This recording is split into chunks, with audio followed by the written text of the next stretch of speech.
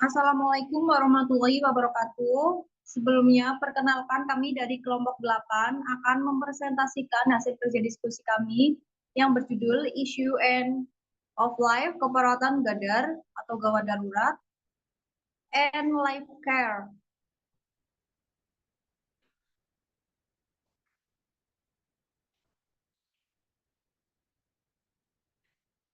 Untuk nama anggota kelompoknya ada Pepi Puspasari, 2 ada Salsa Dwi Ayuni, yang ketiga ada Selnia Anindya Pramesti, yang keempat ada Stefani Francisca. Next.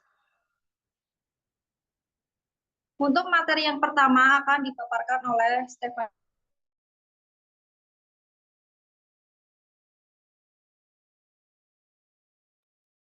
Pengertian. Untuk isinya terdapat pengertian, 2 tujuan, 3 faktor yang mempengaruhi pelaksanaan end of life care, 4 intervensi meningkatkan kualitas end of life care, 5 jenis intervensi, dan ke-6 kesimpulan. 1. Pengertian. End of life care adalah terminologi yang dipakai untuk mendeskripsikan dukungan dan perawatan medis yang diberikan kepada pasien dalam menghadapi akhir hayatnya. Pada umumnya, tindakan yang diberikan hanya berfokus pada protap teknis untuk mempertahankan hidup pasien. Pasien mungkin saja mengalami rasa sakit yang hebat, kesulitan bernapas, delirium, perasaan yang tidak berdaya, putus asa, rapuh, dan tidak menentu, bahkan mengalami distres spiritual. End of life care itu merupakan perawatan dimulai pada saat pasien masih bernapas atau sejak divonis hingga berhenti bernapas dan jantungnya berhenti berkontraksi. End of life care juga dikenal sebagai perawatan paliatif.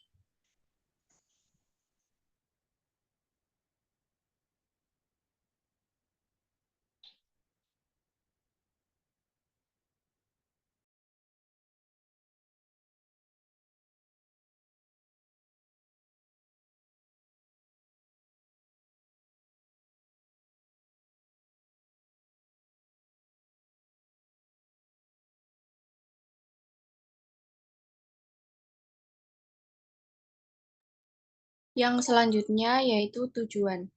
Tujuan end of life adalah meringankan penderitaan baik fisik, psikologis, dan spiritual yang dialami oleh pasien dan keluarganya melalui pengkajian secara komprehensif dan proses kuratif yang agresif.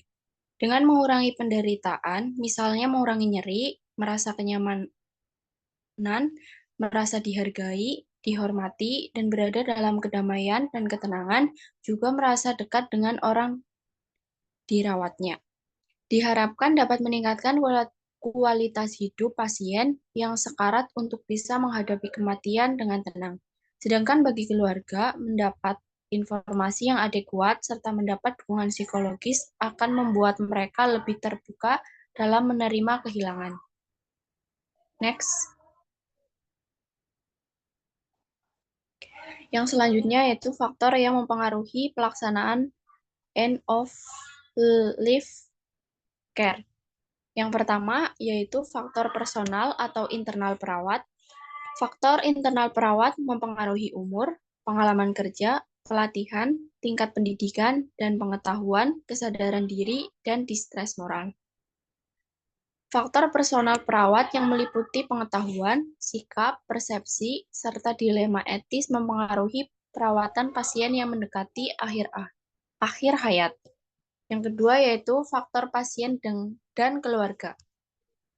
Faktor yang mempengaruhi perawatan end of life adalah faktor relasi antara pasien, keluarga, perawat, dan tim kesehatan dengan membangun kepercayaan, memberi informasi yang akurat, melibatkan dalam pengambilan keputusan, serta menghargai dan menghormati pasien dan keluarga. Yang ketiga yaitu lingkungan dan sarana. Lingkungan yang tenang berkontribusi menciptakan suasana yang tenang dan perasaan damai bagi pasien yang menghadapi akhir hayat.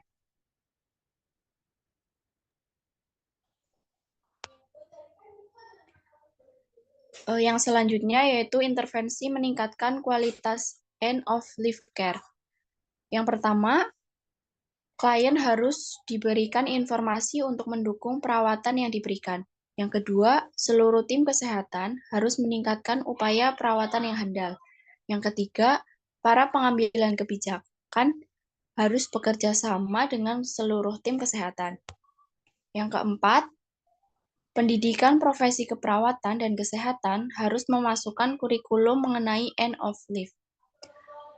Yang kelima, penelitian mengenai end of life harus difasilitasi dan end of life care harus dikembangkan. Yang keenam, yaitu masyarakat diinisiasi untuk berkomunikasi tentang pandangan dan pengalaman mengenai kematian. Next.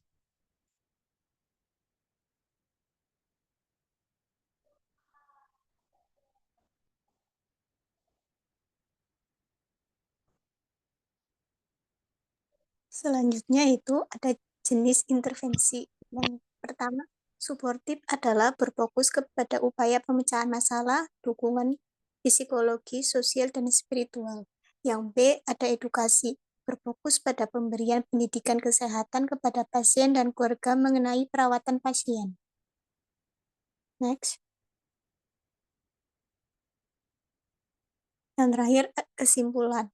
Perawat tetap bersikap profesional menghormati harkat dan martabat pasien dalam memberikan perawatan. Konflik batin, emosi, perasaan hati tersentuh muncul dengan melihat kondisi pasien terlantar menjelang ajal. Dukungan spiritual tidak dapat diberikan, namun perawatan suportif menjadi bagian perawatan terbaik bagi pasien terlantar yang menjelang ajal. Baik,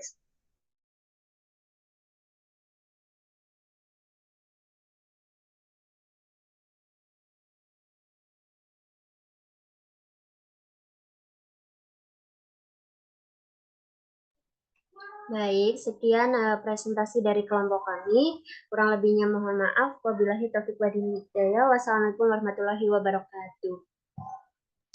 Waalaikumsalam.